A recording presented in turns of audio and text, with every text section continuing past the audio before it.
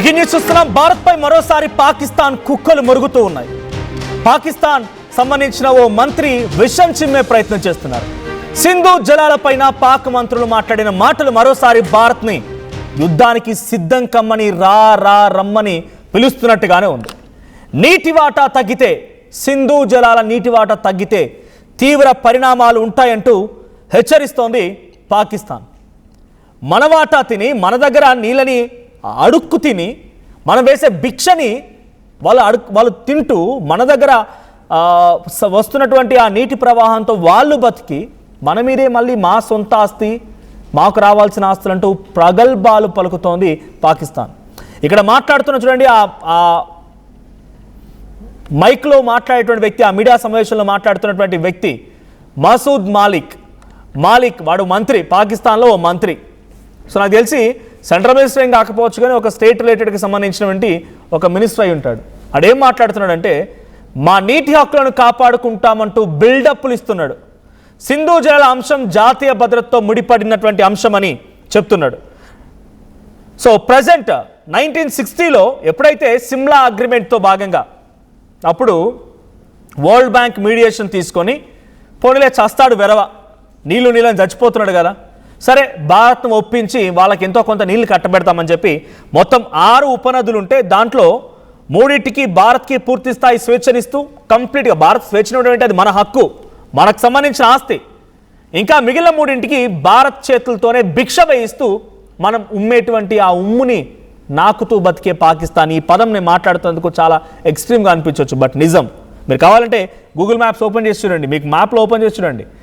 రవి, బియాస్, సట్లెజ్, ఈ 3 నదుల పైన పూర్తి స్థాయిలో వీటిని తూర్పు నదులు, ఈస్టర్న్ రివర్స్, ఇవి కంప్లీట్గా మన ఆధీనంలో ఉంటాయి.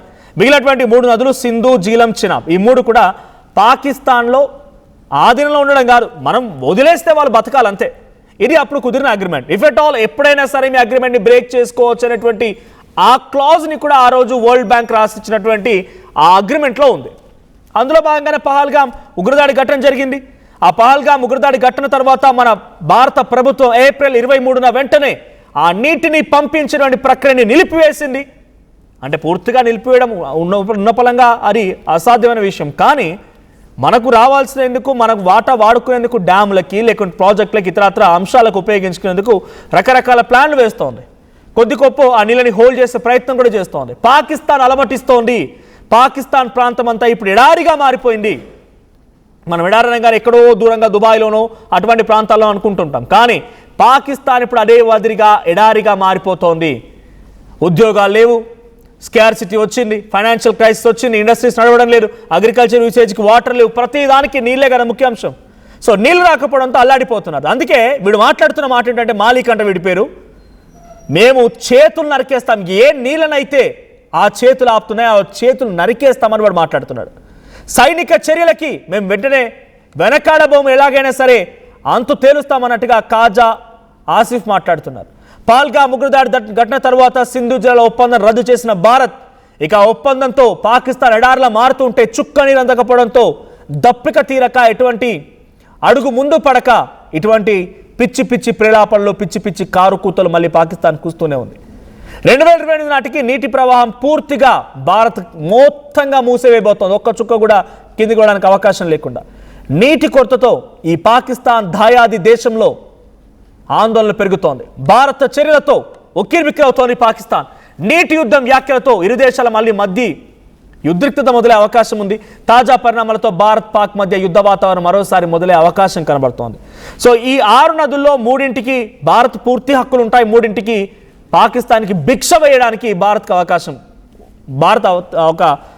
మనం చాలా పెద్ద హృదయంతోనే ఇస్తూ ఉన్నాం.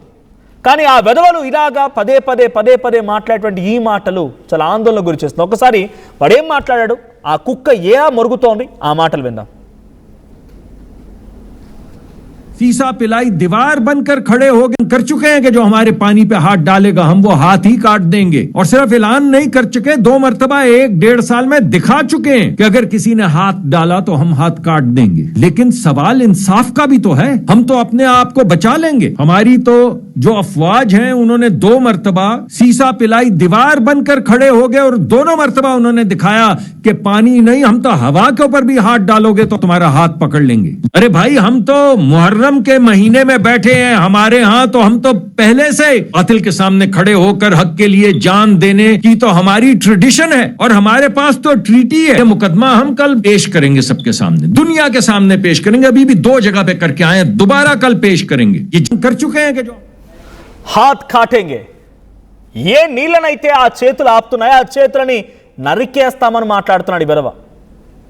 एक सुनो, ए हाथ जोड़ के प्रार्थना करो, लेकिन भारत के लिए प्रार्थना करो, सब लोगों को 140 मिलियंस ఏ లోగోं को ఆ ప్రార్థన కరో. అంటే ఇడు చేతులు విరిచేస్తే ఏం ఉపయోగం ఉండదు, పాకిస్తాన్కి ఏం ఉపయోగం ఉంటుంది? నీకు అంత దమ్ము ఉందా, అంత సత్తా ఉందా? ఒక వారం రోజుల పాటుగా ఆపరేషన్ సింధూర్ అని మొదలు పెడితేనే ఇంకా నయం, మీ గల్ల అంటే మీ మెడలు కోసేలేదు, మీ తలలు తెంపలేదు, ఇంకా అక్కడితో ఆగిపోయింది. మీ తలలు తెంపడం మాత్రమే మిగిలి ఉంది. తలుచుకుంటే అది భారత్కి చాలా పెద్ద సమస్య ఏం కాదు. నీ వెనక ఎవడో ఉన్నాడు, వాడు వస్తాడు, వాడు పెద్ద కట్టలు కడతాడు అనుకుంటే డెఫినెట్గా పొరపాటు పడ్డట్టే.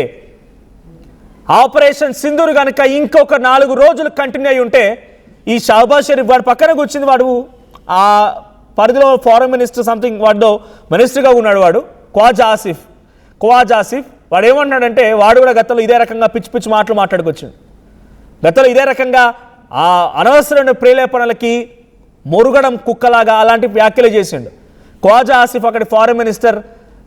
వాడు మాట్లాడిన మాట ఏంటంటే, ఒకవేళ కనుక భారత్ ఆ రోజు మమ్మల్ని వదిలిపెట్టకపోతే, మాకు భిక్ష వేయకపోతే మా ప్రాణాలు పోయేవి. దీనిలో అమెరికా హస్తం కానీ ఇంకో దేశం హస్తం లేదు, సీజ్ ఫైర్కి అన్నట్టుగా ఒప్పుకున్నాడు వాడు. మళ్ళీ ఈ పిచ్చి మాటలు, ఈ పిచ్చి ప్రేలాపనలు.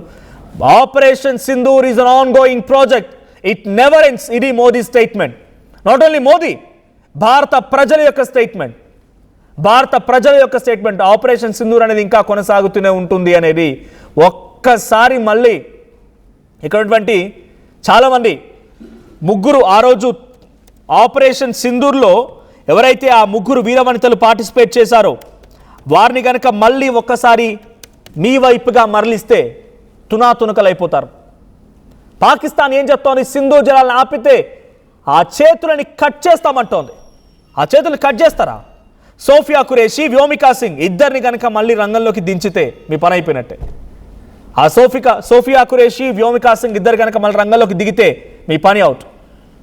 గతంలో కూడా వాడొకడు ప్రజెంట్ సింధు ప్రావిన్స్లో ప్రభుత్వం వాడిదే ఉంది.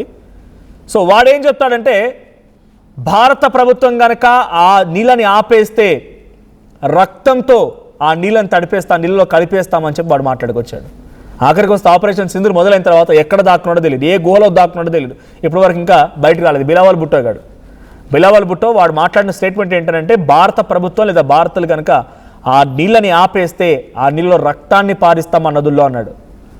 ఆడ ఆ గుహలోకి ఎప్పుడైతే అడుగు పెట్టాడో మళ్ళీ ఇక బయటకు రాలేదు గుహలో నుంచి, అందులో దాక్కుని ఉంటున్నాడు, ఎక్కడున్నో తెలియదు వాడు. ఇంకా ఇలాంటి వాళ్ళు భారతదేశం గురించి పదే మాట్లాడుతూ ఉంటే చాలా దారుణంగా ఉంది. ఇప్పుడు వీళ్ళు ఏం చేస్తున్నారు తెలుసా, ఏకంగా చరిత్రనే మార్చేస్తున్నారు. గౌతమి బుద్ధుడు మావాడని, అక్కడి నుంచే సింధు అనేది పదం మొదలైందని, సింధు జలాలకి పూర్తిస్థాయి వారసులం మేమని, మొహెంజోదారో, హరప్ప ఇలాంటి ప్రాంతాలకు సంబంధించి చరిత్ర కలిగి ఉన్న మేమని, సింధు నాగరికత మాదని, ఇలాంటి పదాలు మొత్తం వాడు మాట్లాడుతూ చరిత్రనే తిరిగి రాసే ప్రయత్నం. వాడు అవసరాల కోసం ఉమ్మిన ఆ ఉమ్మి నాకే వ్యక్తి వీడు. మనం నేలపై ఉమ్మేసిన ఆ ఉమ్మిని నాకే వ్యక్తి. మలం, ఇంకా ఇంతకు మించిన మాట్లాడకపోవచ్చు. మలం తినేటువంటి వ్యక్తులు వీళ్ళ మాట్లాడేది. పాకిస్తాన్ మేమిచ్చే భిక్షతో బతుకుతున్న దేశం మళ్ళీ పాకిస్తాన్ అంటోంది మా చేతులు నరికేస్తానంటావు. దూరుకుంటారా? 140 కోట్ల మంది జనం ఒక్కసారి ఇక్కడ నుంచి జై హింద్ అని కేక పెడితేనే పాకిస్తాన్ సగం చచ్చిపోవాలి. అక్కడి అధికారులు కానీ ఆర్మీ కానీ సగం వాళ్ళ చెవులు పగిలి గుండెలు పగిలి చచ్చిపోవాల్సిందే. వీడు మాట్లాడుతున్నాడు చేతులు కట్ చేస్తామని. ఆపరేషన్ సింధూర్ గుర్తుపెట్టుకోండి, కేవలం ఇక్కడి మహిళల నుదిటిన బొట్టును తుడిపేసినందుకే ఆ సింధూరాన్ని తిరిగి అద్దడం కోసం, వాళ్ళ యొక్క భర్తల మరణాన్ని ఒక రకంగా ఉగ్రరూపంగా మలిచినటువంటి ఇక్కడ కొంతమంది ఆర్మీ కానీ, ఇక్కడ నేవీ కానీ, ఇక్కడ ఎయిర్ ఫోర్స్ కానీ రంగంలోకి దిగి చుక్కలు చూపించింది పాకిస్తాన్కి. 9 టెర్రర్ క్యాంప్స్, 13 ఎయిర్ బేస్లు, జైష్ మొహమ్మద్, హిజాబుల్ ముజాహిదీన్, లష్కర్ ఈ తోయిబా వాళ్ళ ఎయిర్ బేసెస్, వాళ్ళ టెర్రర్ క్యాంప్స్ మొత్తాన్ని కుప్పకూలిస్తే వాళ్ళ శవాలు లెక్క పెట్టుకోవడానికి కొన్ని రోజులు పట్టింది మీకు. ఇంకా మీరు మాట్లాడుతున్నారా? ఏదో అమెరికా వచ్చింది, మీకు ఏదో 10 రూపాయలు ఇచ్చింది, 25 రూపాయలు ఇచ్చింది, ఆ వాపును చూసి, ఆ బలుపును చూసి రెచ్చిపోతే డెఫినెట్గా దానికి తగ్గట్టుగా పర్యవసానాలు ఉంటాయి. వాడేమంటాడు? హాత్ కాటేంగే అంటున్నాడు. మళ్ళీ ఒకసారి మాట వినిపిస్తాను మీకు నేను. ఆ నీళ్ళని ఏ చేతులు అయితే ఆపుతున్నాయో ఆ చేతులు నరికేస్తానో పదాన్ని పాకిస్తాన్ వాడు మాట్లాడితే చూస్తూ ఊరుకుంటుందా భారత ప్రభుత్వం? భారత ప్రజలు చూస్తూ ఊరుకుంటారా? ఆన్గోయింగ్ ప్రాజెక్ట్ అన్నట్టు కానీ 1-2 సార్లు కనుక మళ్ళీ ఆపరేషన్ సింధూర్ని 1-2 రోజులు కనుక కంటిన్యూ చేయాల్సి వస్తే ఈసారి పాకిస్తాన్ అవుట్. చైనా వస్తుందా? ఏం చేస్తుంది వచ్చి? పాకిస్తాన్ మీద అటాక్ చేస్తే అమెరికా వస్తుందా? ఏం చేస్తుంది వచ్చి? అమెరికా ప్రతి దాంట్లో వేలు దూర్చి పాకిస్తాన్కి సహకరిస్తాడా? మొన్న ఈ మధ్య పాకిస్తాన్ ఉగ్రవాదులు ఏ దేశ ఎటువంటి మారణకాండాన్ని సృష్టించారన్నప్పుడు అమెరికా కూడా దాంట్లో బాధితుల లిస్టులో ఉంది. వాడు వచ్చి సపోర్ట్ చేస్తాడు ఇక్కడ. ఒకసారి మళ్ళీ ఆ హాత్ కాటింగ్ అనేటువంటి ఆ పదం వినండి, పీసీఆర్ ప్లే చేయండి.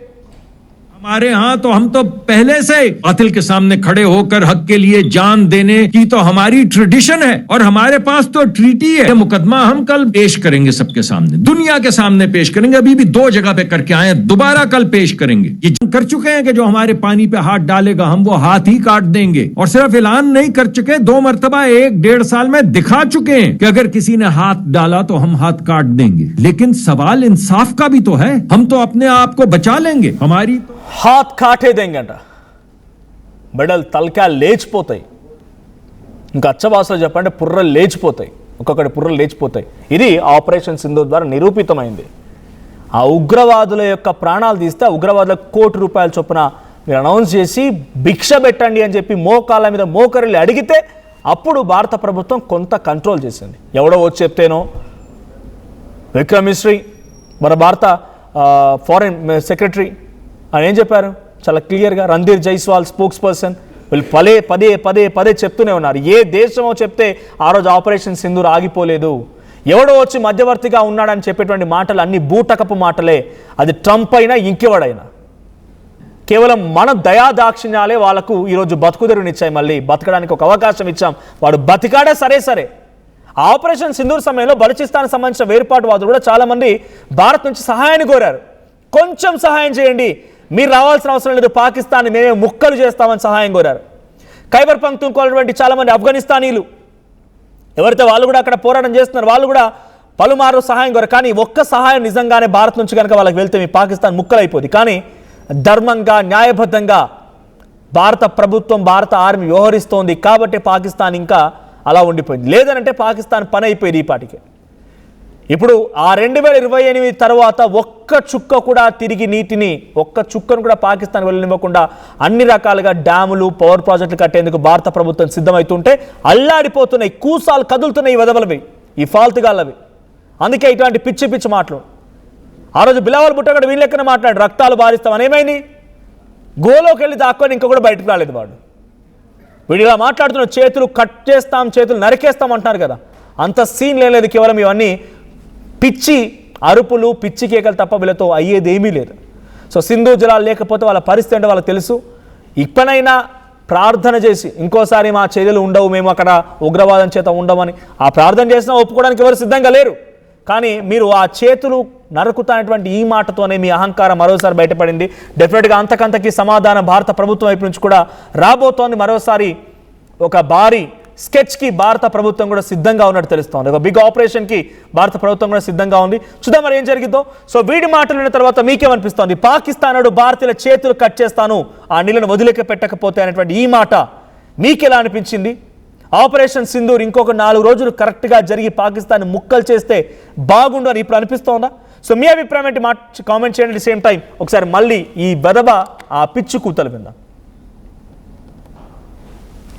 कर चुके हैं कि जो हमारे पानी पे हाथ डालेगा हम वो हाथ ही काट देंगे। और सिर्फ ऐलान नहीं कर चुके, 2 मरतबा 1-1.5 साल में दिखा चुके हैं कि अगर किसी ने हाथ डाला तो हम हाथ काट देंगे। लेकिन सवाल इंसाफ का भी तो है। हम तो अपने आप को बचा लेंगे, हमारी तो जो अफवाज हैं उन्होंने 2 मर्तबा सीसा पिलाई दीवार बनकर खड़े हो गए और दोनों मर्तबा उन्होंने दिखाया कि पानी नहीं, हम तो हवा के ऊपर भी हाथ डालोगे तो तुम्हारा हाथ पकड़ लेंगे। अरे भाई, हम तो मुहर्रम के महीने में बैठे हैं, हमारे यहाँ तो हम तो पहले से बातिल के सामने खड़े होकर हक के लिए जान देने की तो हमारी ट्रेडिशन है और हमारे पास तो ट्रीटी है। मुकदमा हम कल पेश करेंगे सबके सामने, दुनिया के सामने पेश करेंगे। अभी भी 2 जगह पे करके आए हैं, दोबारा कल पेश करेंगे। ये कर चुके हैं कि जो हमारे पानी पे हाथ डालेगा हम वो हाथ ही काट देंगे। और सिर्फ